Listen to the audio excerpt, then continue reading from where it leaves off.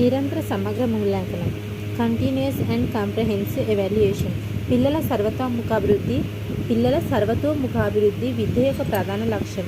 ఈ లక్ష్య సాధనకు విద్యా లక్ష్యాలు, విద్యా ప్రణాళికలు, పాఠ్య ప్రణాళికలు, పుస్తకాలు, మూల్యాంకన విధానాలు ఉంటాయి. కానీ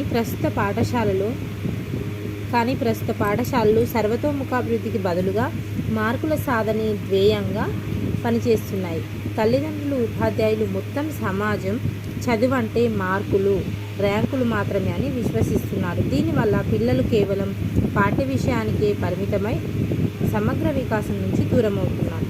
తోటి పిల్లలతో ఆడుకోవడం, ముచ్చటించడం, చర్చించడం లాంటి వాటితో ఆనందంగా గడపడానికి బదులు మార్కుల కోసం పోటీ పడుతూ ఆత్మవిశ్వాసాన్ని, సమస్య పరిష్కార శక్తిని, విచక్షణను కోల్పోవడం జరుగుతుంది.